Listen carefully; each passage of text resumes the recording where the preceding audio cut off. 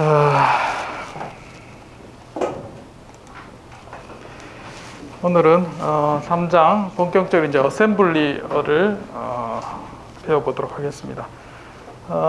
우리가 그 전까지 마이크로 프로세서 안에 내부 CPU와 메모리와 연동, 그 다음에 인풋 아웃풋과 연동, 이제 그 원리를 배우고, 그 다음에 이제 내부 구조에 대해서 한번 살펴봤습니다. 그래서 AVR 칩에 대해서 CPU 안에 어떤 요소들이 있어서 CPU의 역할을 하게 되는지, 레지스터와 ALU 또는 이제 내부의 기타 인스트럭션을 실행시키기 위한 구조, 뭐 프로그램 카운터라든지 여러 가지 그렇게 살펴봤습니다. 자, 그 이후에 우리가 이제 디지털 로직, 하드웨어 쪽이죠. 그래서 디지털 서킷이 여기 있으면 우리가 이제 하드웨어를 합시다. 마이크로프로세서 하드웨어에 동작하는 원리. 자, 그 위에 이 하드웨어를 구동시키기 위한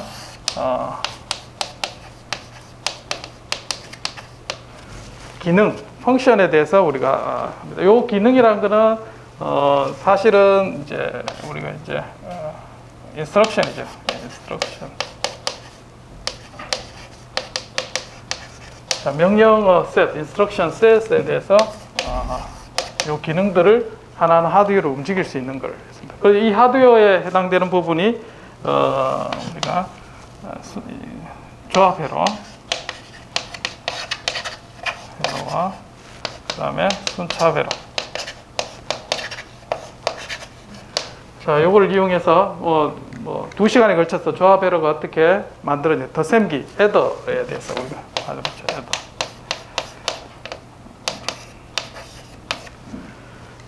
그 다음에 순차회로에 대한 거는 FSM,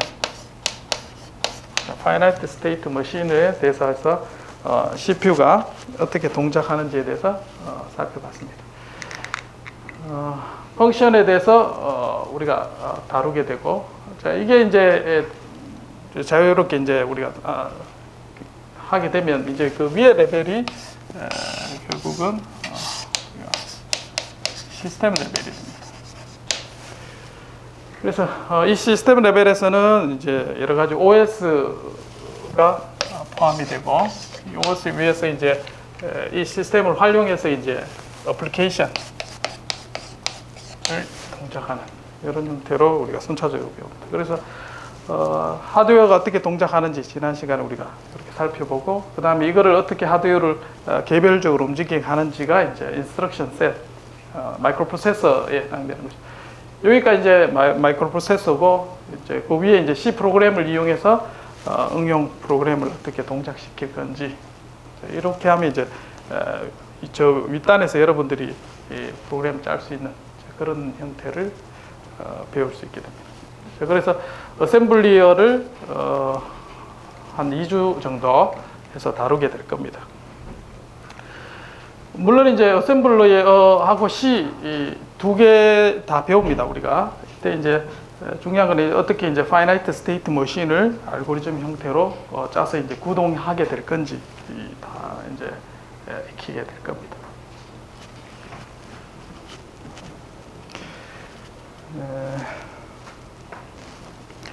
자, 이제 프로세서를 우리가 구조를 우리가 살펴봤는데, 거기에 대한 게 이제 크게 개념이 두 가지입니다. 이제 아키텍처가 있고 오르가니제이션, 아키텍처 구조, 그 다음에 오르가니제이션은 구성, 뭐 한국말로 하면 그렇죠. 이제 두 개가 개념이 서로 다릅니다. 그래서 아키텍처라는 거는 펑셔널리티, 그러니까 어떤 기능을 수행하는 데 있어서 그것을 이제 표현하는 룰의 집합. 그래서 이제 아키텍처에 포함되는 내용은 이제 핵심은 인스트럭션 셋입니다. 명령어 집합. 자, 그리고 데이터를 어떻게 표현할 건가. 우리 지난번에 이제 이해 보수, 음의 수를 표현하는 방법, 이런 것들을 살펴봤었죠. 그리고 이제 IO는 어떻게 이제 액세스하고 데이터를 쓰고 읽는지, 그리고 이제 어드레싱 하는 방법. 자, 이런 형태가 아키텍처에 속하는 일들입니다.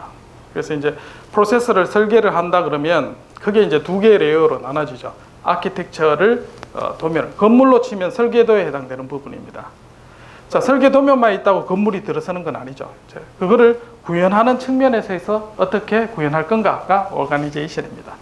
그래서 아키텍처는 설계 도면이고 오르가니제이션은 실제 어떻게 구현할 건가. 그래서 아키텍처 뭐 컴포넌트 연결 사이가 있으면 여러 가지 방식으로 이제 구현을 할 수 있겠죠. 자, 그래서 오퍼레이셔널 유닛과 그 연결을 어떻게 할 건지. 그래서 이제 대표적으로 컨트롤 시그널하고 인터페이스를 어떻게 구현할 건지. 뭐 같은 로직이라 하더라도 뭐 엔드 게이트로 뭐 연결할지 아니면 뭐 먹스나 인코더 뭐 다양하게 이제 구현하는 방식이 있을 겁니다. 이제 그게 회사마다 다르겠죠. 그래서 이제 ARM이라는 아키텍처가 이제 공통으로 표준화되어 있다 그러면 ARM을 구현하는 데 있어서는 회사마다 삼성에서 뭐 구현할 수도 있고 아니면 이제 다른 인텔이나 이런 데서도 구현할 수 있고 그리고 회사마다 다른 게 이제 오거나이제이션입니다. 이제 아키텍처 오거나이제이션 차이를 알겠죠? 자, 그래서 AVR 같은 경우 지난번에 우리가 살펴봤지만 그게 이제 CPU에 해당되는 부분. CPU라는 거는 명령어를 읽고 실행시킬 수 있는 그런 유닛들이 모여 있는. 자, 그리고 연산을 할 수 있는. 연산기는 우리가 더셈기 해봤지만 그런 것들을 이제 좀 더 범용적으로 활용할 수 있도록 그렇게 설계된 거죠. 그래서 그러한 다양한 레지스터를 포함한 그게 이제 CPU가 되고, 그다음 그 위에 이제 메모리가 프로그램 메모리와 데이터 메모리 두 개가 그게 있습니다.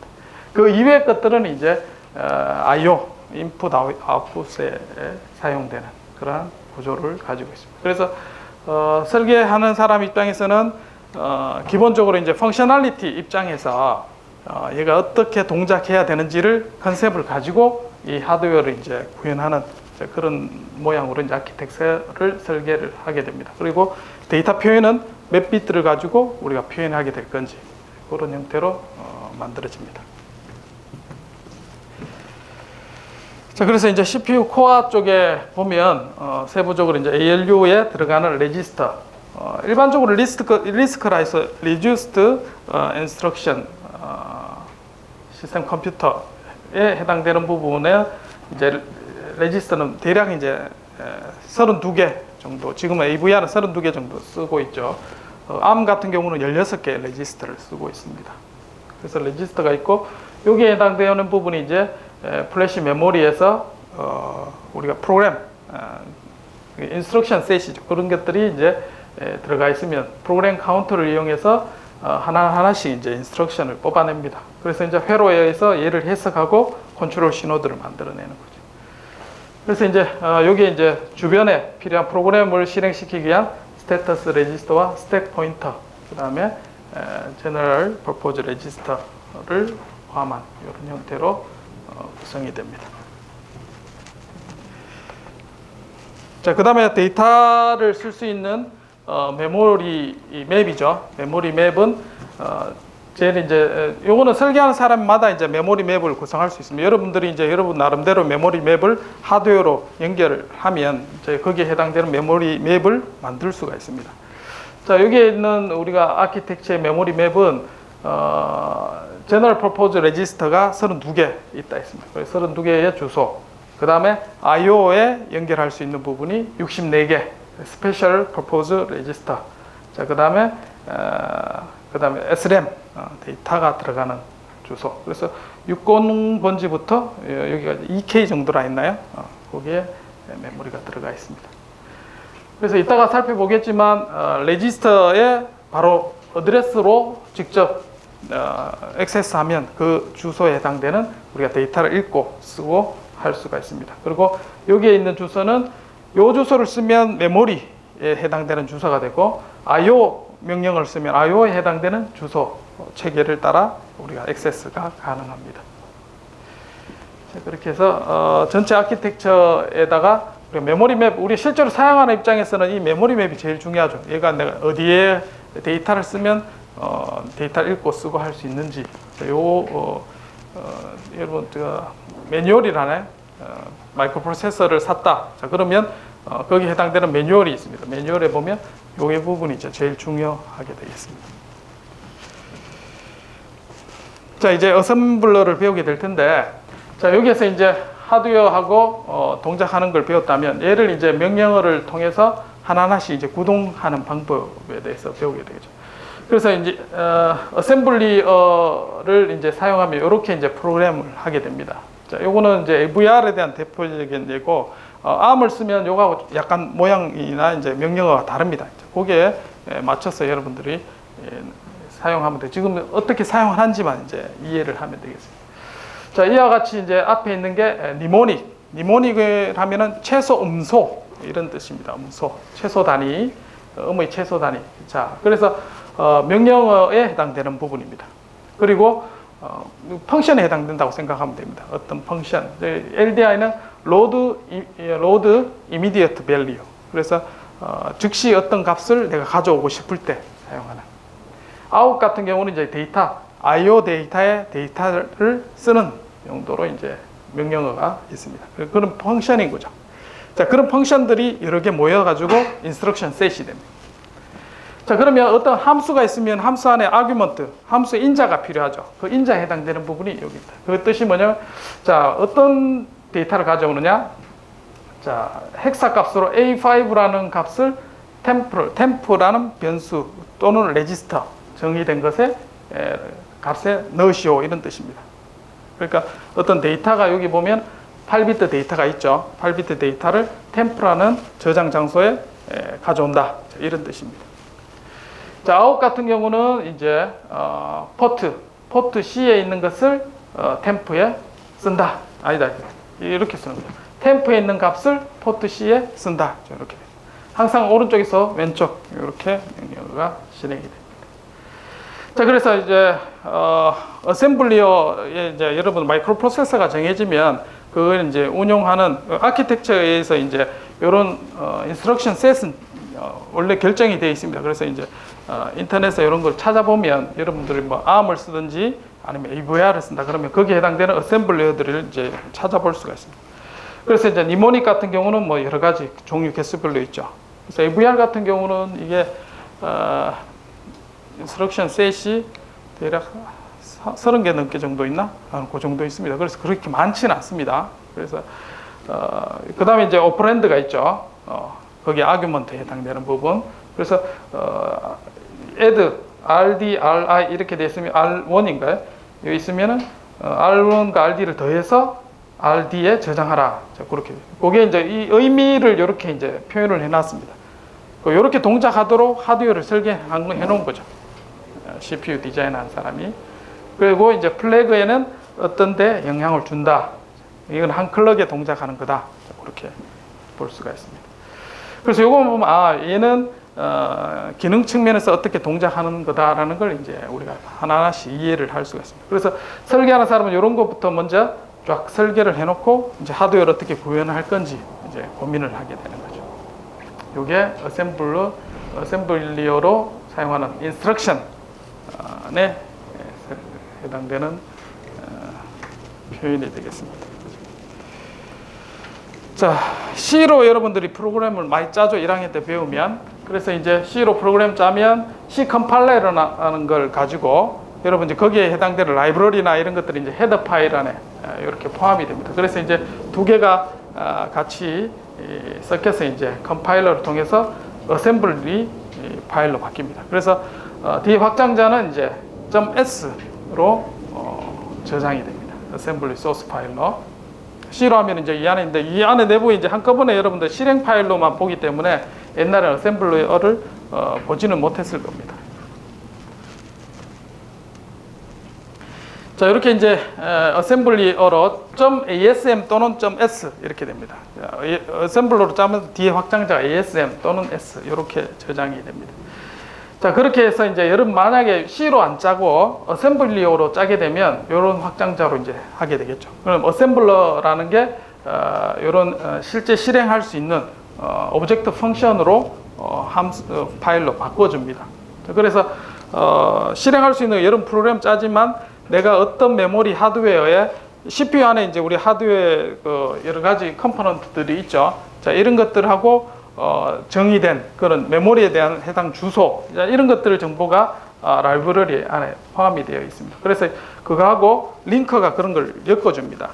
그 실제 하드웨어하고 여러분들이 논리적으로 프로그램 짜는 부분하고 그렇게 해서 이제 두 개가 합쳐지면 .heax라는 파일이 생깁니다. 이게 이제 실제 실행할 수 있는 파일입니다. 그래서 이걸 마이크로 프로세서 칩 안에 메모리에 입력이 되면 플래시 메모리 안에 들어가서 하나씩 이제 이렇게 되는 거죠.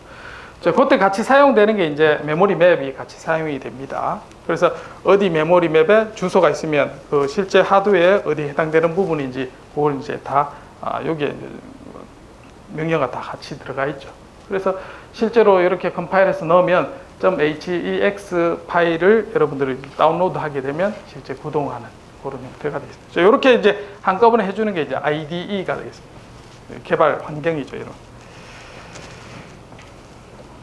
자, 그래서 C로 만약에 여러분 프로그램을 짜면 이게 하이 레벨 랭귀지 여기까지는 여러분 배웠죠. 그 다음에 컴파일하면 이렇게 어셈블리 프로그램이 됩니다. 그래서 각 명령어에 그 다음에 아규먼트, 니모닉과 아규먼트가 섞인 형태고 앞에 거는 이제 인덱스입니다. 내가 어디로 가라 뭐 어떤 그런 것들이 여기에 있죠. 그래서 그렇게 어셈블러가 되면 이제 어셈블러로 이렇게 머신 프로그램 0과 1로 된 코드로 이렇게 이제 구성이 됩니다. 실제로 메모리에 이제 여기 보면 16비트짜리죠. 여러분들이 저 텍스트 파일로 HEX 파일을 열면 실제 이렇게 나와 있습니다. 0과 1이 쭉 이렇게 이제 돼 있고 여기에 이제 하나씩 거기에 실제 플래시 메모리 안에 들어가 있습니다. 자, 그래서 여러분들 배울 게 이제 요거죠, 지금. 그리고 이제 C로 해서 중간에 컴파일해서 어셈블리 보고 싶으면 이렇게 볼 수도 있습니다. 그러나 이제 컴팩트하게 여러분들이 이해하려면 이제 따라가는데 시간이 좀 걸리죠. 그래서 요건 한 달 정도 지나면은 거의 이런 것들이 이제 눈에 익게 있는 실력을 어느 정도 갖추게 될 겁니다, 지금. 자, 모든 프로그램이나 이제 랭귀지가 그렇듯이 이것도 하나의 언어입니다. 그래서 여러분 자주 쓰면 익숙하게 쓰게 되고 안 쓰면 이제 익숙하게 이제 쓰게 좀 애로 사항이 있습니다. 그래서 모든 언어가 마찬가지지만 자주 쓰고 여러 가지 고민을 많이 해야 됩니다. 자, 오늘 주제는 어셈블리어를 배울 텐데 그래서 이제 AVR에 해당되는 아키텍처와 간단한 프로그램을 배우게 될 겁니다. 그리고 이제 메모리를 어떻게 액세스하는지를 살펴보고 리스크 아키텍처의 특징을 살펴보도록 하겠습니다. 자, 여기 있는 형태가 대표적인 앞에서 설명한 지금까지 했던 모양이죠. CPU가 있고 요 프로그램 들어가 있는 플래시 메모리, 롬에 해당됩니다. 그러면 이제 우리가 프로그램 짜면 요 안에 다운로드하면 여기 안에 들어가 있습니다. 그래서 CPU에서 연산을 하게 되고 이제 동작하는 거는 한 클럭씩 나온 거는 오실레이터 여기서부터 이제 하면 CPU는 동작하게 됩니다. 그래서 한 클럭씩에서 명령이 들어오면 이제 데이터에 쓰고 그 다음에 이 부분 영구적으로 쓰는 거 그 다음에 I/O에 해당되는 부분 동작하게 되고 그 다음에 이제 특수 용도로 이제 인터럽트와 타이머에 대한 거는 이후에 중간고사 이후에 여러분 배우게 될 겁니다.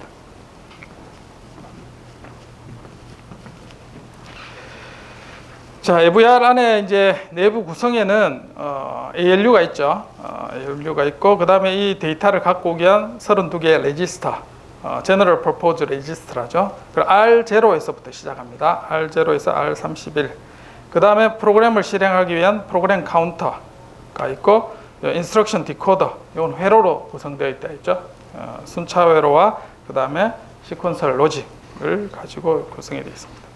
자, 스테이터스 레지스터는 ALU 결과에 따라서 영향을 주는, 그러니까 여기는 사인, 오버플로우, 네거티브, 제로, 캐리 요거 정도만 알고 있으면 되겠습니다. 요 I는 인터럽트 나중에 배우게 될 겁니다. 자, 이제 명령어 한 개씩 한번 봅시다. 자, LDI는 이제 니모닉은 약어를 사용을 주로 합니다. 그리고 이렇게 전체를 쓰면 좋겠지만 우리가 간략하게 표현하기 위해서 로드 이미디어트에 해당되는 단어 LDI를 뽑아서 이제 명령어로 되어 있습니다. 실제로 이제 LDI가 어떻게 들어가 있는 게 아니고 이 표현은 0과 1의 어떤 바이너리 형태로 매핑이 됩니다. 이렇게 그래서 LDI, RD, K 이렇게 이제 어셈블리 명령어를 쓰는데, 자, 그 뜻은 뭐냐면 K는 어떤 값에 해당됩니다. 즉시 내가 이제 CPU가 있으면 내가 어떤 데이터를 처음에 줘야 되죠. 그런데 외부 입력해서 이렇게 줄 수도 있겠지만 자체적으로 내가 뭐 2 더하기 3 하면은 2란 값하고 3이란 값을 자체로 만들어내야 되죠. 프로그램에서. 자, 그렇게 해서 즉시 어떤 값을 줄 때 사용하는 겁니다. 그래서 외부에 가져오는 것이 아니라 내가 프로그램 짜서 즉시 어떤 값을 할당하고 싶을 때, 그때 LDI. 그럼 RD는 이제 레지스터 주소가 되겠습니다. 그 레지스터에 R0에서부터 R31 중에 여기 주소에 할당을 해주면 거기에 있는 값이 즉시 어떤 값으로 이제 들어가게 되죠. 그래서 RD 안에 K란 값이 들어가게 됩니다. 자, 물론 이제 여기에 K 값은 일반적으로 우리가 숫자 표현에서 헥사 값을 씁니다. 0x. 그래서 0x에서 여기에 몇 비트가 들어가나요? 그러면 K의 범위가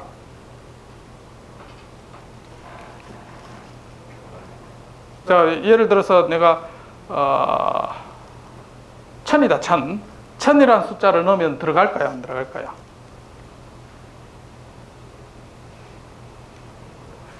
자, 요 레지스터가 사이즈가 어떻게 되죠? 우리 아키텍처 할 때 이걸 알아야지 여러분 데이터에 대한 범위를 우리가 알 수가 있습니다. 레지스터는 용량이 어느 정도입니까? 1바이트? 2바이트? 8비트입니다. 8비트. 한 레지스터는 8비트가 들어갑니다. 자, 그러면 여기에 해당되는 숫자는 0에서 255까지 밖에 안 들어가집니다. 됐죠? 여기를 1000 이렇게 넣으면 안 들어갑니다, 이게. 그걸 알아야 됩니다. 그래, RD. 그래서 여기에 숫자가 들어가는 걸 8비트 컨트롤러. 만약에 32비트 우리가 마이크로 프로세서를 쓴다 그러면 32비트짜리 0x 헥사로 몇 개? 8개를 써줘야 되죠. 여기는 헥사로 몇 개? 0x 땡땡 2개의 데이터가 들어가게 됩니다. 그래야 데이터가 정상적으로 들어갑니다. 자, 그냥 이렇게 쓰면 53이라는 숫자가 R16에 들어가게 됩니다. 요거는 데시말입니다. 헥사 값이 아니고 데시말 값이. 그러니까 132 이렇게 쓰면 R19에 값이 들어가게 됩니다. 자, 그 다음에 0x27 하면 이게 4비트 4비트에서 8비트짜리가 R23에 들어가게 됩니다. 레지스터가 많으니까 이제 여러분들 마음대로 자유자재로 쓸 수가 있죠. 주로 이제 근데 R0, R1 여기 앞부분에 있는 거는 내가 이제 특수 용도로 쓸 때가 많이 있습니다. 그래서 이제 여러분들이 일반적으로 그냥 쓸 때는 이 뒷변에 주로 이제 R11번부터 이렇게 뒷편에 쭉 이렇게 세우는 게 사용하기가 편합니다. 자, 그 다음에 이 뒤에 이제 6개는 주소 레지스터로 쓴다 했죠. 그래서 뒤에 것도 제외하고. 그러면 이제 쓸 수 있는 레지스터 그렇게 많지는 않습니다. 특수 용도로 많이 빠지니까. 자, LDI. 이제 어떻게 쓸지 알겠죠? 자, 이따가 실제로 여러분들 저기 뭐지? 프로그램 깔아보라니까 한번 집에서 해봤나? 설치되더나? 실행도 되고? 안 해요, 안 해요. 오늘 한번 해보도록 하겠습니다. 자, 그 다음. 자, LDI 제일 쉬운 거 이제 했습니다. 어떤 데이터를 가져올 때. 그 다음에 이제 arithmetic and logic operation 하죠. 그래서 CPU 가지고 연산, 덧셈, 뺄셈, 그 다음에 뭐 AND, OR 뭐 이런 오퍼레이션을 할 수가 있습니다. add는 말 그대로 이제 말 더하기겠죠. 그 다음에 SUV는 뭘까요? 빼기가 될 거고, MUL은 곱하기, 그 다음 AND는 AND 오퍼레이션. 자, 그래서 RD 더하기 같은 게 RD 더하기 RS 하면 2개의 레지스터, 그러니까 8비트 더하기 8비트 연산을 하는 겁니다. 더하기해서 어디로 저장하느냐? RD로 저장. 항상 첫 번째 오퍼랜드에 해당되는 게 데스티네이션이 됩니다. 자, 이렇게 하면 25에 2개 더 있는 게 R25에 저장이 되겠죠. 자, 예를 들면 2 더하기 3을 하고 싶다. 그럼 어떻게 해야 될까요? add 2, 3 하면 될까요? 안 될까요? 왜 안 되지? 자, add 2 더하기 3 하고 싶다. 어떻게 하면 될까, 그러면? 그렇지. LDI를 써야 됩니다. LDI.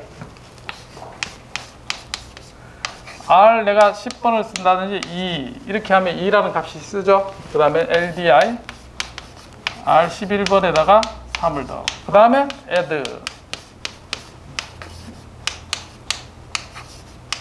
이렇게 하면 R 10번에 2와 3이 더해서 여기 저장이 됩니다. 좀 불편하죠. 이게 이제 우리가 쓰는 리스크 아키텍처의 뭐 단점이라 할 수도 있고 뭐 장점이라 할 수도 있고 항상 CPU 안에 메모리든지 레지스터에 저장을 하고 거쳐서 가게 되어 있습니다. 그렇죠? 어떻게 해야 되겠지? 이제 프로그램 어떤 식으로 짜는지 대략 이제 감이 오겠죠. 레지스터의 개념을 알아야지 이걸 쓸 수 있다. 그냥 add 2, 3 하면 왜 안 돼? 오류 뜹니다. 이렇게 하면. 이렇게 쓰면 뭐냐면 얘가 주소로 인식을 해요. 2번과 3번의 주소에 있는가 값이 주소가 더해지는 이런 형태가 될 수도 있습니다. 한번 확인해 보기 바랍니다. 실제로 자, add는 이와 같이 arithmetic logic을 구성할 수가 있습니다. 자, 19 더하기 95를 프로그램 짜시오. 자, 상상을 해본다. 그럼 어떻게? R 뭐 정하면 되죠. 레지스터는 내가 쓸 레지스터를 2개 정하고 그 다음에 각각의 데이터를 가져온 다음에 이미디어트 데이터를 가져온 다음에 더하면 되겠죠. 이렇게 R16과 R20을 썼네요. 자, 요거에 2개에서 add 해주면 된다. 자, 그 다음 3개. 3개는 어떻게 더하면 될까요? 자, 처음에는 뭐 R 앞에 16하고 20 썼으니까 16, 17, 20 이렇게 3개에서 한 다음에 더하고 또 저장했는 거 또 더하고 이렇게 하면 되죠. 자, 그렇게 하는 방법, 레지스터 3개 쓰는 방법이 있고 또 다른 방법이 있어요. 어떻게 하면 될까요? 레지스터 2개 해서 더하고 레지스터 2개만 이용하는 방법이 있죠. 그래서 될 수 있으면 레지스터를 많이 이렇게 막 풀어서 자원을 다 쓰는 게 아니라 자원은 최대한 작게 쓰는 게 좋습니다. 왜냐하면 다른 연산에서도 중복해서 쓸 수 있기 때문에 그래서 될 수 있으면 레지스터를 많이 쓰지 않고 줄여 쓴다. 이게 이제 일반적인 방법이죠. 여러분 생각하기 쉬운 게 16, 20, 21을 해서 add 한 다음에 다시 21에다가 16 이렇게 이제 쓰는 방법. 그러니까 이렇게 프로그램 보니까 한 번 더 하고 난 다음에 20, 21은 계속 바뀌니까 얘는 더하기를 먼저 한 다음에 얘는 R20을 같이 써도 된다는 거죠. 이렇게. 그렇게 활용을 해도 됩니다. 자, 이런 형태죠. 그래서 R16과 20, 그 다음에 2개 더 한 다음에 그 다음에 20에 5를 쓰고 다시 R16에 더하기 형태로 넣는 방법. 자, 2개는 결과는 같지만 어쨌든 요거는 리소스를 이제 작게 쓰는 겁니다. 레지스터를 2개만 쓰는 거죠. 이 프로그램 짜라면 이제 할 수 있겠나요? 우리 뭐죠? 무슨 칩이고 프로그램 이름 까먹었다. 거기에 이따가 실행을 시켜서 요거를 한번 해볼 겁니다. 자, subtraction은 마찬가지 2개의 레지스터의 값을 빼서 destination에 넣는 겁니다. 자, 이렇게 해서 subtraction도 마찬가지 immediate value가 아니라 레지스터와 레지스터끼리 연산을 하게 되어 있습니다. 자, 아키텍처 보면 알겠지만 이 ALU가 연결된 게 전부 다 레지스터와 이렇게 연결이 되어 있습니다. 하드웨어적으로 그렇게 구성되어 있기 때문에 즉시 어떤 값을 넣어서 계산하는 건 안 됩니다. 얘가 인식하는 것은 무조건 여기 있는 건 레지스터 주소로만 인식을 합니다.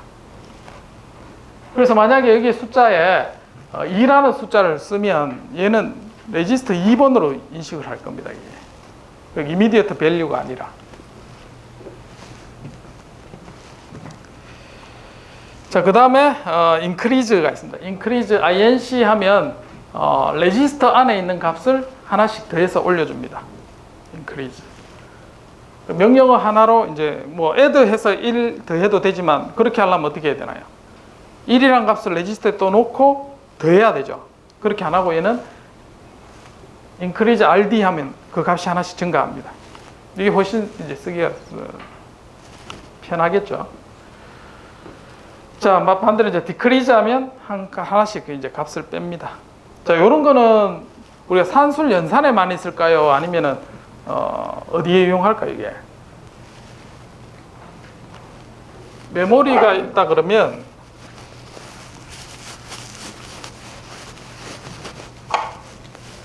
메모리가 있습니다.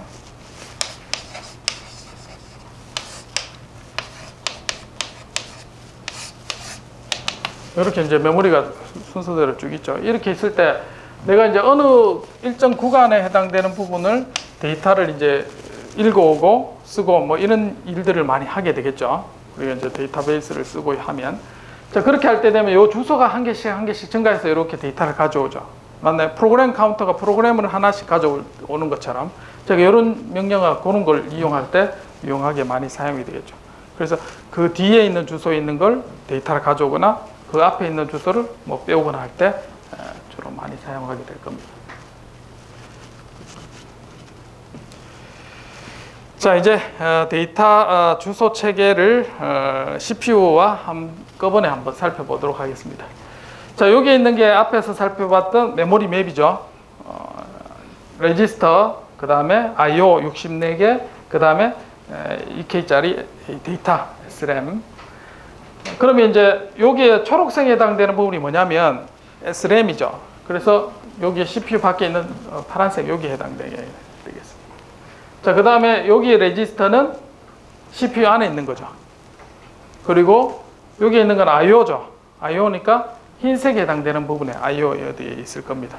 그러니까 지금 보면 메모리 맵은 한꺼번에 그렸지만 실제로는 각각 다 흩어져 있죠, 지금. 그래서 어드레스 버스, 데이터 버스, 그 다음에 컨트롤 버스 이제 3개가 있습니다. 3개가 각각 연결시켜서 이 메모리에 접근할 수 있도록 그렇게 하드웨어가 구성이 되어 있습니다. 그래서 메모리 맵이 있으면 여러분들이 요거에 맞춰서 하드웨어 연결을 어떻게 연결해야 되는지 이제 하나하나씩 연결할 수 있어야 되겠어. 그래서 먼저 이제 아키텍처를 설계하는 사람이 메모리 맵을 먼저 그리고 용량이 어느 정도 되는지 그렇게 해당되는 하드웨어를 이렇게 연결을 하면 됩니다. 데이터 개수만큼 데이터, 그 다음에 컨트롤 할 수 있는. 자, 이렇게 어드레스 공간을 마련을 해주고, 자, I/O에 해당되는 부분은 이제 앞에서 한번 살펴봤습니다. 자, 여러 가지 우리가 여기 하나씩 이제 나중에 살펴본다고 했습니다. 그런데 I/O 하는 부분, 포트 A 같은 경우 여기 있다 했죠. 포트 A 같은 경우 I/O에 접근할 수 있는 거는 읽어드리는 거, 방향을 정하는 거, 그 다음 데이터 쓸 때. 그래서 이제 주소가 2개 있어요. 하나는 이제 I/O에 해당되는 주소. 얘는 0번지부터 시작하죠. I/O. 쭉 해서 여기 3이라는 요 오타입니다. 3F까지. F. 그 다음에 또 하나의 주소가 뭐냐면 이제 메모리 주소입니다. 메모리 주소는 앞에서 어디까지 있었냐? 자, 레지스터가 32개, 그 뒤부터 I/O 20번지부터 시작되죠. 그래서 20번지부터 시작하게 되어 있습니다. 이렇게 메모리도. 자, 그렇게 메모리에 접근할 수도 있고 I/O를 가지고 또 접근을 할 수가 있습니다. 자, 포트 A에 어떤 데이터를 쓰고 싶다. 자, 포트 A는 메모리는 3B에 해당됩니다. 그럼 그 주소에 데이터를 쓰면 됩니다. 자, 외부에 지금 데이터 쓰는 건 아직 안 배웠어요. 지금 배운 거는 LDI, 그 다음에 add. 그 정도 배웠습니다, 지금. 자, 데이터를 쓰고 읽는 것. 자, 거기에 대해서 배워봅니다. 자, 근데, 자, 메모리에 접근하는 명령하고 I/O에 접근하는 명령하고 다릅니다, 지금. 자, 아키텍처에 따라서 메모리로만 접근할 수 있도록 이렇게 되어 있는 게 있습니다. 명령어 하나로만. 근데 지금 여기에서는 메모리하고 I/O하고 명령어가 다르게 되어 있습니다. 주소가 다르게 되어 있으니까. 자, 한번 보도록 하겠습니다. 자, 데이터 스페이스에서부터 데이터를 가져오기 위한 명령어. 자, LDS입니다. 자, 하나 더 배웠습니다. 자, LDS. 요 의미가 뭐냐면 Load Direct from Data Space. Direct Data Space. LDS. Load Direct Data Space. 자, 이거는 뭐냐면 RD, ADDR 되어 있습니다. 그러면 자, 여기에 있는 건 주소입니다. 여기에 있는 주소에 있는 거를 레지스터 RD에 읽어와라. 요거죠. 로드. 자, 그러면 여기 램에 내가 어떤 데이터가 있다고 하겠습니다. 여기에. 그러면 여기에 해당되는 주소를 내가 적어줍니다. 그러면 여기에 있는 데이터 주소를 읽어옵니다. 이해됐나요? 어렵나? 로드, 자, 예를 들면 LDS R1, 0x60 하면 60번지가 어디 있어요? 요거죠. 여기에 있는 어떤 데이터가 들어가 있겠죠. 그 데이터를 R1 레지스터에 갖고 와라. 자, 그 뜻입니다. 됐습니까? R1에 0x60을 넣고 싶으면 어떻게 R1에 0x60 자체를 넣고 싶다. LDI죠, 그거는. LDI 하면은 R1에 0x60이 들어가고 LDS 하면 어떻게 되나요? 만약에 여기 60번지 FF가 들어가 있으면 R1에는 FF라는 데이터가 들어가는 거죠. 이해됐나요? 여러분 C에서 자꾸 뭐 포인트 이거 해서 헷갈리는데 요거는 딱 보면은 주소인지 그 안에 있는 컨텐츠인지 그거는 구별이 확실히 됩니다. 명령어 로드 데이터 스페이스 LDS는 분명히 주소를 넣게 돼 있습니다. 이거는 명령어 자체가. 그래서 이게 데이터인지 컨텐츠인지 헷갈리면 안 됩니다. 됐습니까? 예. 야, 지금 뭘 배웠냐면 메모리에 있는 데이터를 어떻게 가져오는가, CPU에 가져오는 방법을 가르쳐 준 겁니다. 지금 배웠습니다. 자, 그 다음 저장. CPU에 있는 걸 레지스터 어떤 값이 있어요. 이거를 데이터 메모리에 쓰고 싶다 할 때 STS, Store Direct to Data Space. 됐죠? 반대죠?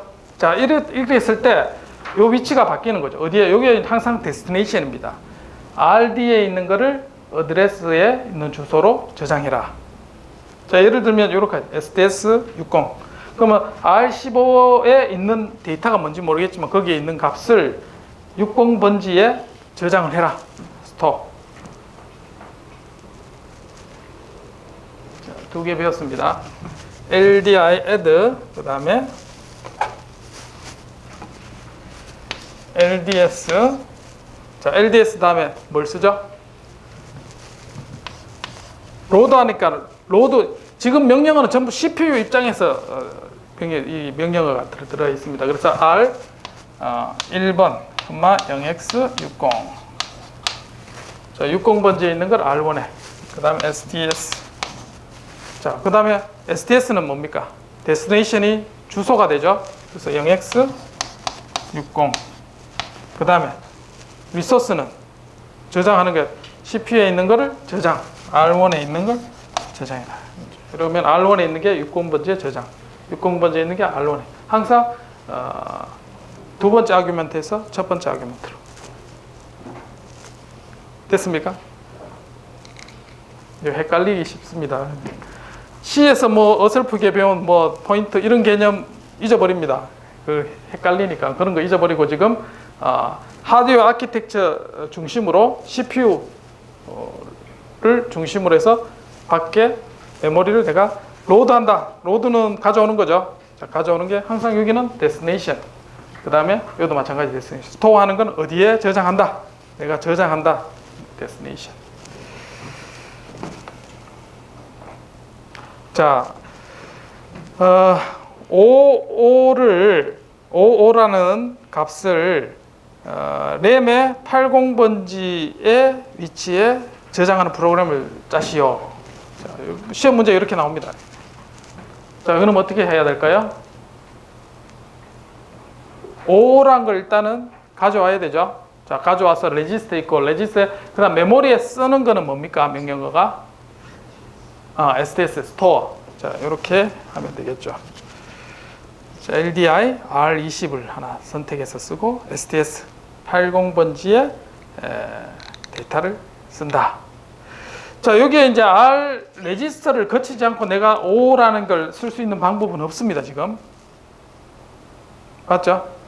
바로 데이터를 내가 O라는 값을 메모리에 쓰고 싶다 할 때 어떻게 하지?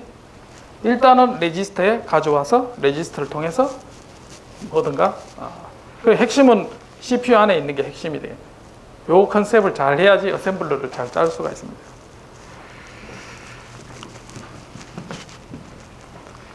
자, 그 다음. 자, 80번지에, 램에 80번지에 있는 거를 81번지로 카피해라. 어떻게 합니까? 일단은 메모리에 있는 걸 읽어와야 되죠. 그러니까 LDS, 레지스터를 하나 써서 20번을 쓰든지 가져온 다음에 STS에서 81번지 쓰는 거. 맞죠? 이렇게. 자, 이렇게 하니까 메모리에서 만약에 이쪽 메모리 블록에서 이쪽 메모리에 카피해서 쓰려고 그러면 여러분 뭐 그런 프로그램 짜면 그런 걸 자주 쓸 수 있겠죠. 근데 그렇게 하려면 어떻게 해야 되나? 모든 데이터가 레지스터에 한 번씩 다 거쳐서 다 와야 돼요. 굉장히 불편하죠. 그래서 메모리에 다이렉트로 액세스가 있는 이제 디바이스가 이제 DMA라는 게 나중에 이제 나올 수밖에 없는 겁니다, 지금. 그래서 이제 이 단점은 어쨌든 CPU가 항상 중심에 있어요. 그러니까 이제 뭐 이렇게 읽었다가 다시 쓰고 이렇게. 자, 그 다음에 다양하게 봅니다. 지금 이런 연습들이 여러분들이 나중에 프로그램 짜는데 다 구현을 해봐야 됩니다. 여러분 스스로 해서 어떻게 하면 될지 생각을 좀 해봐야 되고. 자, 90번지에 있는 컨텐츠와 95번지에 있는 컨텐츠를 더해서 메모리에 두 개 있는 거를 더합니다. 자, 그리고 313번지에 그 결과를 저장하시오. 자, 지금 메모리에 있는 거를 어떻게 더하기 하려면 레지스터에 읽어와야 되죠. 자, 메모리에 있는 걸 읽어오려면 명령어가 LDS 맞나요? 자, LDS를 해서 레지스터 두 개 각각에 읽어옵니다. 자, 그 다음에 저장한 레지스터에 있는 값을 어디로? 메모리 313번지에 쓰는 거죠. 자, 그러면 대략 어떻게 되는?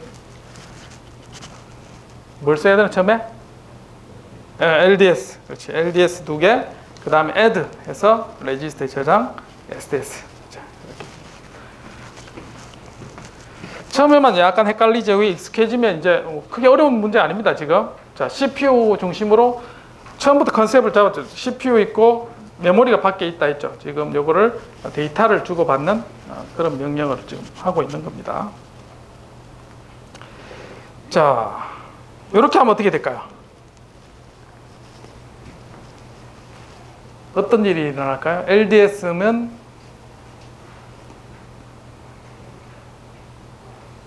R20에 있는 값은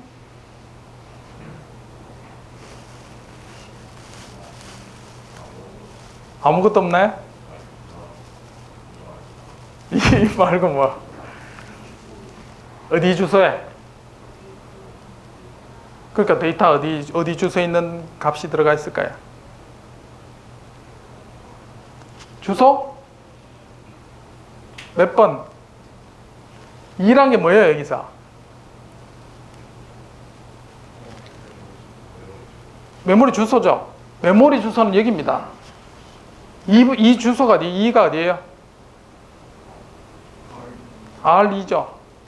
그러니까 레지스터 2에 있는 값이 레지스터 20으로 들어가게 됩니다. 이렇게. 됐어요? 왜 그렇게 되는지 이해되나요? 예. LDS는 여기에 주소가 들어가게 돼요. 2라는 게 주소로 인식해서 그렇다. 자, 그래서 그 설명입니다. 자, R2의 주소는 2가 됩니다. 자, 그 다음에 그 I/O 레지스터 중에 맵을 앞에서 쭉 살펴보겠지만 스택 포인터의 하이 해당되는 게 SPH입니다. 스택 포인터 H 레지스터에 53이라는 것을 써라. 자, 어떻게 쓰면 될까요? SPH 레지스터 주소는 I/O 맵 앞에 살짝 봤죠. 자, 거기 주소 보면 OE에 해당됩니다. OE. 그러면 OE에 해당되는 레지스터 주소가 있다 그러면 거기에 53이라는 값을 쓰고 싶어요, 지금. I/O 레지스터가 있는데 거기에 53이라는 값을 쓰고 싶다. 자, 어떻게 쓰면 될까요? 메모리 주소에 쓰는 명령어는 STS죠. STS에서 주소를 뭘 쓰면 되나? 여기에 0x 얼마? 52가 주소잖아. 0x52. 그 다음에 레지스터를 적어야 되죠.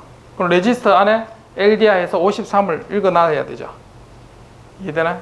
그 순서로 하면 됩니다. 답은 자 이렇게 되죠. 53을 20에서 52에 저장하면 된다.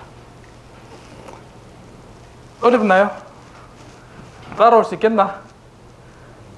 LDI, SDS 두 개밖에 안 했습니다, 지금.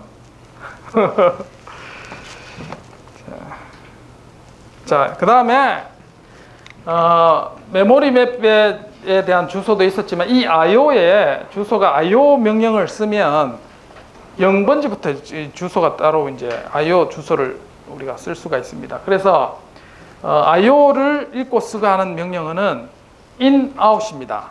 자, 앞에서 LDS, STS는 메모리를 우리가 접근하는 방법이고, 자, CPU에는 메모리하고 IO 이렇게 두 개가 연결되어 있다 했죠. 자, 그래서 IO에 연결하는 거는 in 하고 out. 방식은 똑같습니다. 명령어만 다릅니다. 그래서 똑같이 in 하면은 CPU 입장에서 데이터를 가져오는 거죠. 그래서 데스티네이션은 레지스터가 됩니다. 그 다음에 여기는 IO 어드레스가 되겠죠. 자, 그래서 자, 이와 같이 명령어를 쓰면 자, 3F라는 주소. 3F는 앞에서 뭐였냐면 스테이터스 레지스터의 주소입니다. 그래서 3F 주소에 자, R1에 여기 있는 값을 R1에 읽어드리게 됩니다. 내가 예를 들어서 마이크로 프로세서 있고 스위치가 있습니다. 스위치를 뭐 눌렀다가 뗐다 하면 1인지 0인지 하죠. 자, 이런 데이터를 읽어드리려면 명령을 뭐 써야 된다? in. 그래서 어디로 읽어온다? 레지스터로 읽어와야 됩니다. 되죠? CPU 입장에서 무조건 데이터를 레지스터에 가져와야 돼. 마찬가지로 이렇게 되어 있어서 SPH 하이에 해당되는 거는 32. 자, 여기에 있는 주소를 읽어오게 되는 겁니다. 자, LDS하고 in하고 쓰는 거는 똑같은데 얘는 메모리, 얘는 IO. 됐습니까? 자, 그 다음 out. out도 마찬가지. 자, 여기가 이제 CPU에 있는 데이터를 어느 IO 주소로 이제 쓰는 겁니다. out. 그래서 destination은 IO 어드레스가 되겠죠. 그래서 여기에 3F라는 거는 스테이터스 레지스터예요. 자, 여기에 RCB에 있는 값을 쓰는 것. 그래서 항상 여기는 레지스터가 들어가야 됩니다. 여기에 내가 어떤 숫자를 쓰면 오류가 납니다. 그래서 STS도 마찬가지, out도 마찬가지. 레지스터에 있는 값을 보낼 때 이렇게 씁니다.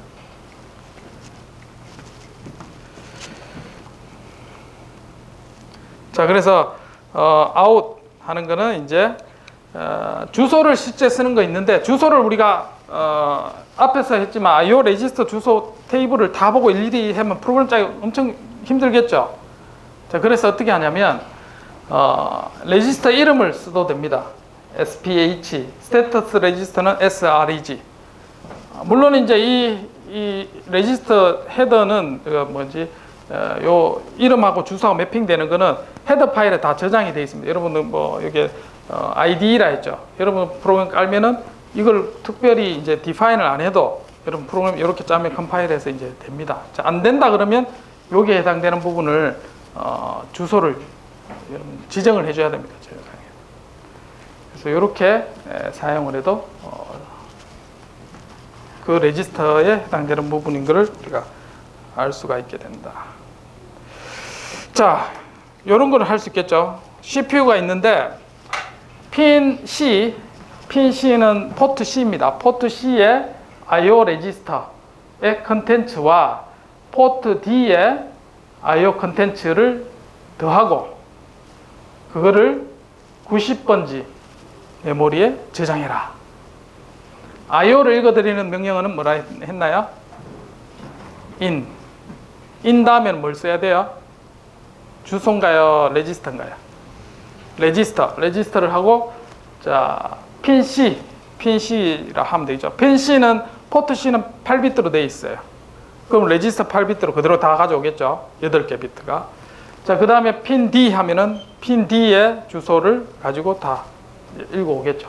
그럼 레지스터 뭐 예를 들면 16번, 17번 쓰면 16번, 20번에 17번에 데이터가 이제 들어왔습니다. 자, 두 개 되니까 add 해서 16번에 저장을 합니다. 자, 그 다음에 메모리에 저장하는 건 뭐라 했나요? STS, 그 다음 destination 주소 0x90, 거기에 대한 레지스터. 이렇게 프로그램 짜면 되겠죠. 자, 이렇게 데이터를 두 개 읽어오고 저장한 다음에 이렇게 저장하면 메모리에. 그래서 여기에 대괄호로 되어 있는 부분이 이게 이제 주소고, 대괄호 있는 게 주소에 해당되는 컨텐츠, 내용에 해당됩니다. 이 내용에 R20에 있는 값을 넣는다. 자, 그런 뜻이 되겠죠.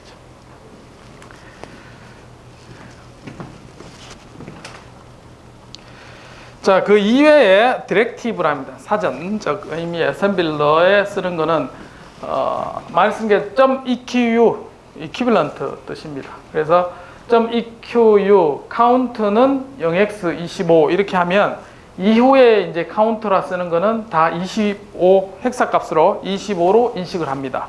그래서 자, LDI 하면은 R21에 25 더해서 이렇게 하면 25 더하기 3 이렇게 다 인식을 합니다. 자, 어셈블러도 마찬가지 더하기 이렇게 4층 연산 기호를 써도 지가 알아서 연산을 합니다. 컴파일 하면서. 됐나요? 예, 그렇게 해서 이대로 어떤 데이터. 그러면 앞에서 내가 이제 핀 C, 포트 C 뭐 주소를 잘 모르죠. 그러면 내가 매뉴얼을 보고 .equ 뭐 포트 C는 주소 쭉 해서 이런 걸 다 정의를 해놔야 되겠죠.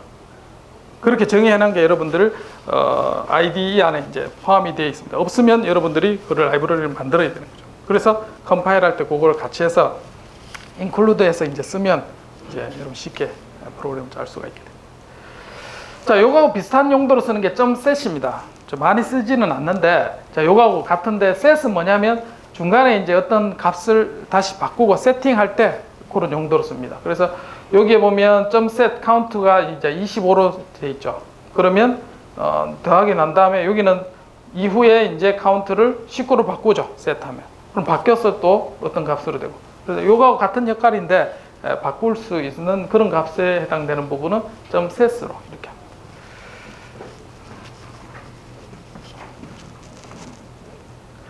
자, 그래서 이제 이렇게 정의된 외부의 파일은 .include라는 것으로 이제 사용하면 됩니다. 그래서 이제 여러분들 구글에서 우리가 아트메가 128을 쓰죠. 그러면 128에 IO 레지스터의 주소라든지 이런 거 다 모르죠. 기억을 못 하죠. 그러나 레지스터 이름은 대표적으로 다 씁니다. 뭐 앞에 있던 포트 D, 핀 A 뭐 이런 것들. 그럼 주소를 몰라고 그냥 이름만 알아도 쓸 수 있는 게 .inc란 파일로 다 정의가 되어 있습니다. 여기.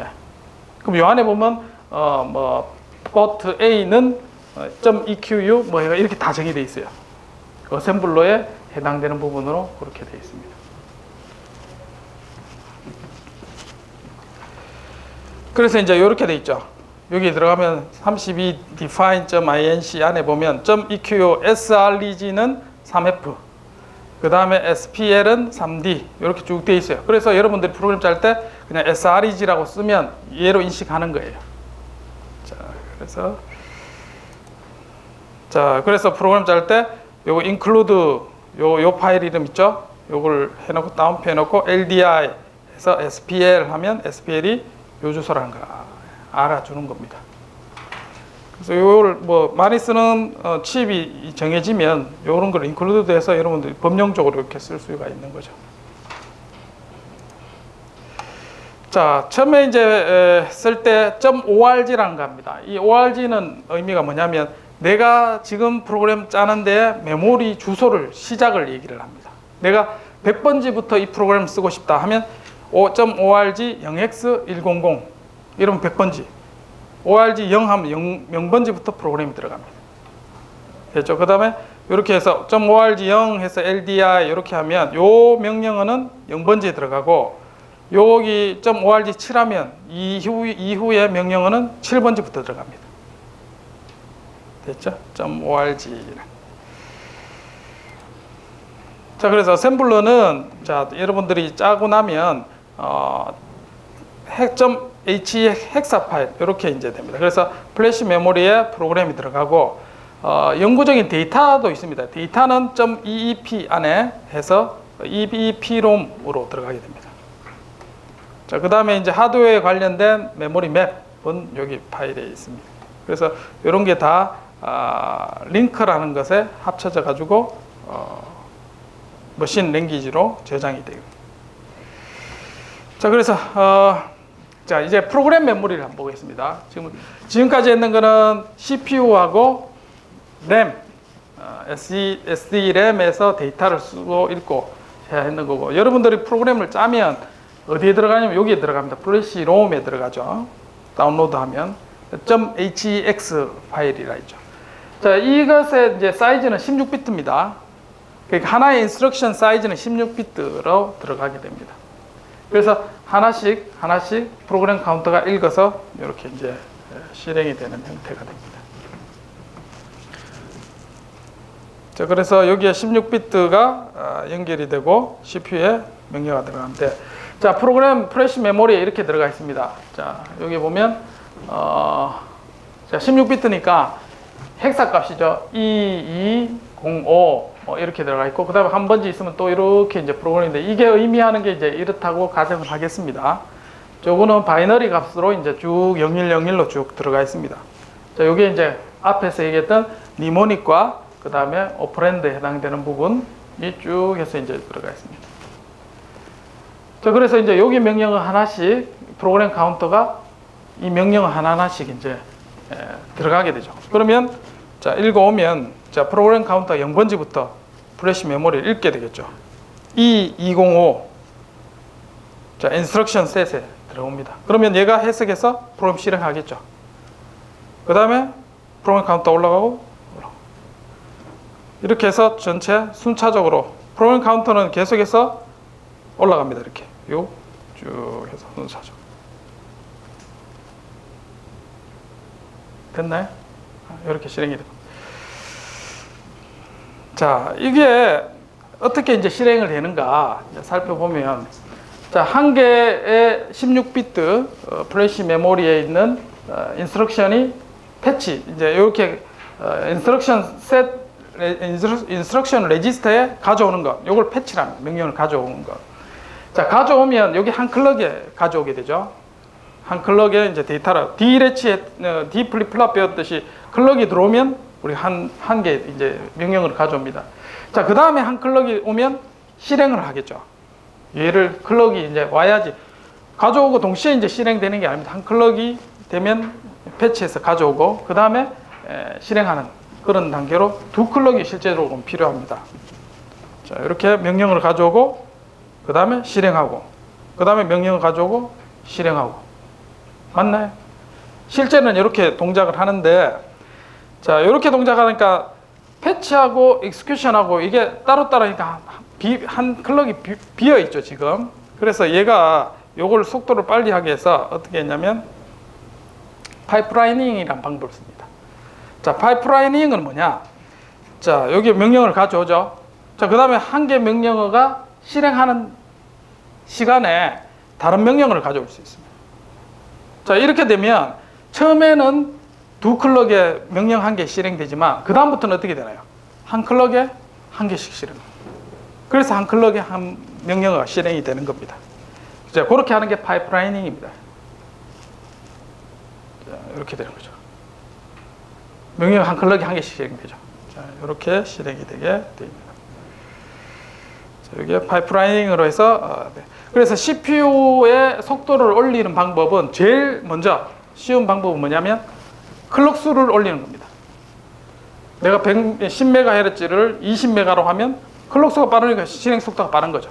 자, 근데 자, 요거는 클럭이 자꾸 발생하면 열이 발생하죠. 그래서 무한정히 이렇게 올릴 수가 없습니다. 데이터를 읽어오고 쓰는 이런 시간도 있기 때문에 클럭 수만 무한정 올리는 거는 이제 한계가 있다.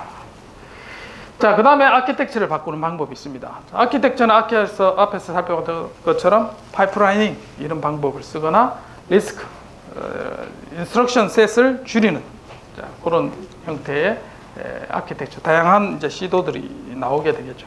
그렇게 해서 우리가 CPU의 속도를 올릴 수가 있습니다. 자, 그래서 아키텍처 크게 이제 분류를 해보면 이제 시스크와 리스크 두 개로 나눠집니다. 시스크는 컴플렉스 인스트럭션이라 해서 명령어가 복잡합니다. 즉 뭐냐면 내가 어떤 명령어를 실행해야 되는데, 자, 이거는 한 클럭이면 돼요. 그런 거 어떤 거는 세 클럭이 필요한 게 있습니다. 그렇게 해서 막 복잡한 명령어가 막 섞여 있습니다. 자, 그게 시스크 아키텍처. 인텔 칩이 이렇게 되어 있습니다.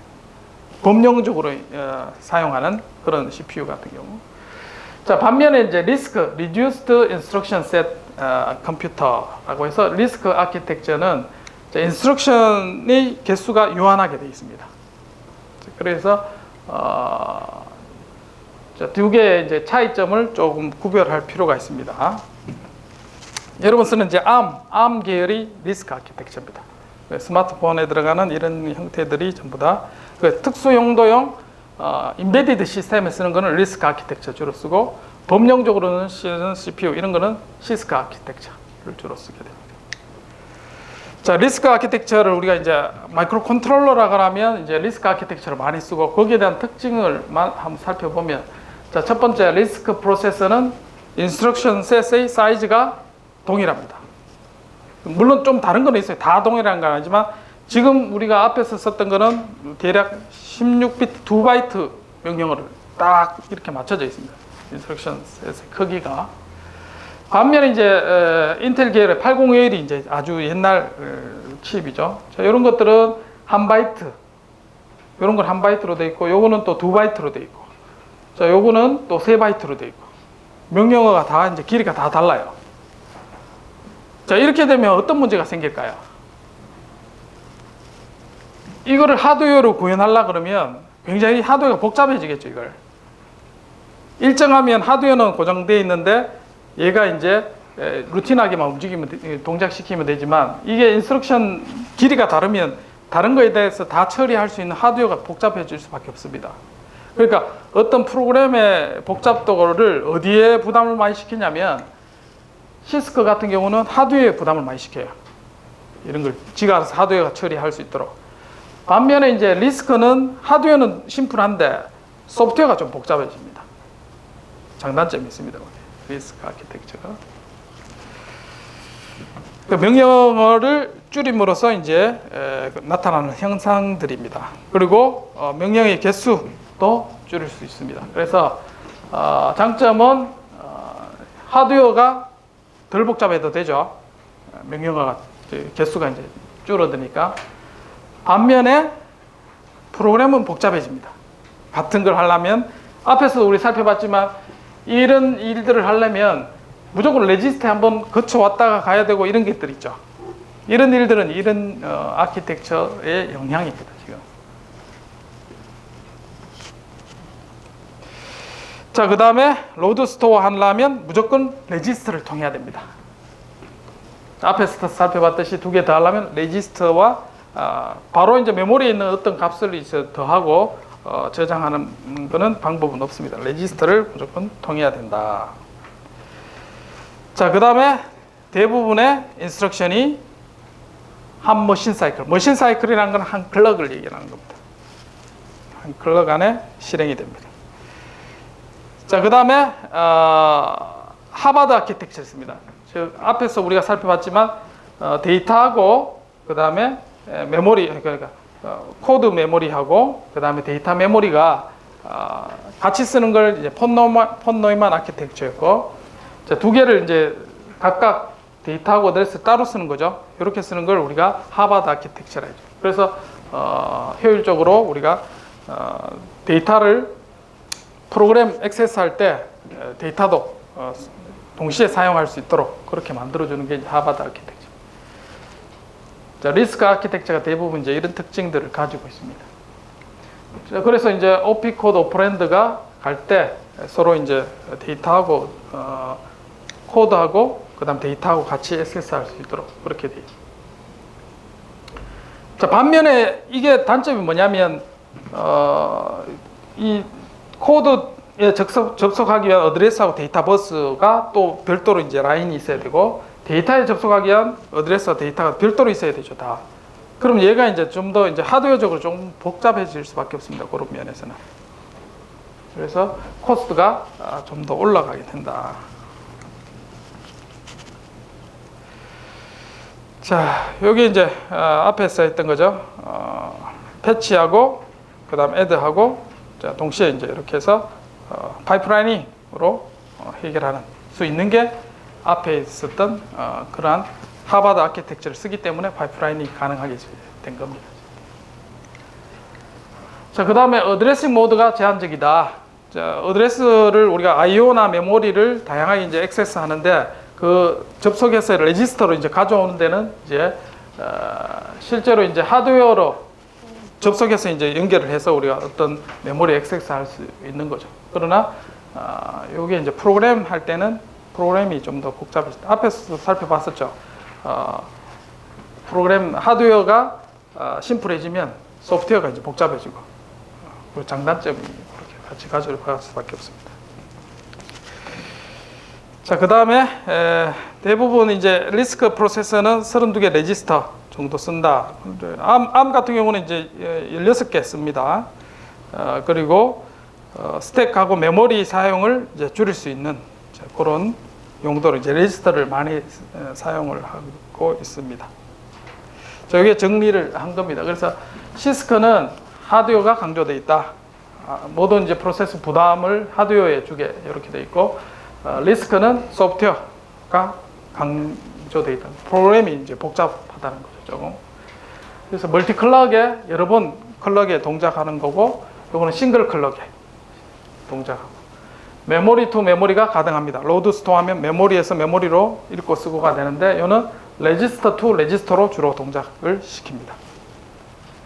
그 다음에 한 클럭에 이제 코드 사이즈가 작고, 그 다음에 요거는 코드 사이즈가 커진다. 왜? 소프트웨어가 이제 좀 복잡하다 했죠.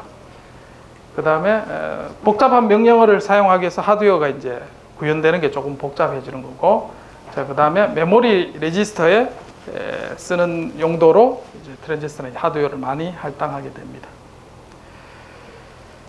자, 그리고 most PC는 시스크 아키텍처, 범용적으로 쓰기 때문에. 그러나 어떤 ARM이라든지 인베디드 시스템, 스마트폰 이런 쪽에는 리스크 아키텍처를 주로 많이 쓰고 있다는 그런 얘기가 되겠습니다.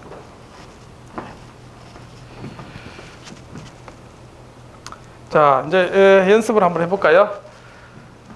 지금까지 배웠던 것 중에 자, 0F80하고 00F4가 더합니다. 더해서 램의 어드레스 100번지 주소에 여기를 저장을 한다 하겠습니다. 자, 100번지에 부터 0F80하고 그 다음에 00F4가 이렇게 들어가 있습니다. 이해되죠? 메모리에. 자, 그러면 두 개의 레지스터 R19와 20을 이용해서 각각 더하기를 해서 저장을 합니다. 저장을 해서 메모리에 낮은 거는 306의 번지에 저장하고 높은 거는 307번지에 두 개의 덧셈 결과를 저장하는 게 우리가 프로그램 짜야 될 겁니다. 자, 요때 이제 little endian을 쓰시오 이렇게. 요거는 숙제입니다. 여러분 실제로 프로그램 짜서 한번 구동해서 결과를 확인을 해보기 바랍니다. 그럼 리포트를 좀 내야 되겠지? 리포트를 과제하면은 내가 LMS에 만들어 놓겠습니다. 그러면 이제 거기에서 프로그램 직접 짜가지고 그 코드를 올리면 되겠습니다. 자, 근데 리틀 엔디안이 뭐냐? 인디언 아닙니다. 인디언 아니고 엔디안입니다. 자, 여기 숫자가 있죠. 그러면 낮은 자리에 수 있고 높은 자리에 어떤 값이 있죠. 자, 그럼 메모리에 쓰는 방식이 두 가지가 있습니다. 낮은 자리에 있는 거는 메모리의 낮은 번지에, 높은 자리에 있는 거는 높은 번지의 숫자. 그렇게 저장할 수 있죠. 위에서부터 쭉 순서대로. 왜냐면 8비트니까 두 개씩 이렇게 저장하면 되겠죠. 8비트니까 한 바이트씩. 자, 반면에 자, 높은 자리에 있는 게 낮은 데 있고 낮은 게 있는 게 높은 주소에 있는 게 빅 엔디안이랍니다. 자, 일반적으로 이게 디폴트 값입니다. 자, 우리가 쓰는 거는 리틀 엔디안을 쓰고 있습니다. 리틀 엔디안. 시험 칠 때 이걸 헷갈려 가지고 이상하게 결과가 나오는 경우가 많습니다. 메모리 쓰다 막 지우는데 빅 엔디안인지 막 쪽으로 쓰다 보면 이상하게 갑니다. 여러분 실제로 해보기 바랍니다. 지금 여러분 쓰는 칩이 어떤 형태로 저장되고 읽혀지는지는 여러분들이 실험을 해봐야 됩니다. 자, 요런 게 이제 리틀 엔디안이고 빅 엔디안. 자, 요게 이제 리저너블 하죠. 작은 낮은 쪽에 있는 숫자가 낮은 번지에 들어가는 게 리틀 엔디안. 낮은 번지에 이렇게. 자, 리틀 엔디안으로 해서 자, 그러면 지금 우리가 해야 될 게 뭡니까? 0F80은 레지스터에 다 들어가나요? 그럼 어떻게 해야 돼요? 낮은 번지에 1바이트, 높은 번지에 1바이트를 따로 더해야 되겠죠. 더할 때 어떻게 해야 돼요? 중간에 사이에 1바이트 계산하고 중간 사이 캐리가 발생하면 어떻게 해야 돼요? 처리해야 되죠. 해서 정확하게 답이 들어가줘야 됩니다. 그러면 높은 자리에 있는 1바이트, 낮은 자리에 1바이트, 각각 레지스터 2개 저장이 되죠. 자, 낮은 자리에 있는 건 19, 높은 자리에 있는 건 20에 저장이 되겠죠. 캐리를 포함해서. 자, 그러면 19에 있는 건 어디에 저장? 리틀 엔디안에 했으니까 306에 저장하고 20에 있는 거를 307에 저장하면 되는 겁니다. 됐죠? LDS와 STS를 잘 쓰면 된다. 그리고 캐리를 포함해서 덧셈 하는 게 뭔지 이걸 좀 찾아봐야 되겠죠. 그러면 이 숙제는 쉽게 해결이 됩니다. 그래서 실행해서 하나하나 한번 해보기 바랍니다. 자, 요거는 뒤에 정리를 한 거고. 자, 그래서 오늘 하는데 질문해 주시기 바랍니다. 다 숙제 다 할 수 있겠습니까? 질문 없는 거 보니까 다 할 수 있겠는 것 같은데. 뒤에 녹화 한번 좀 꺼줄래?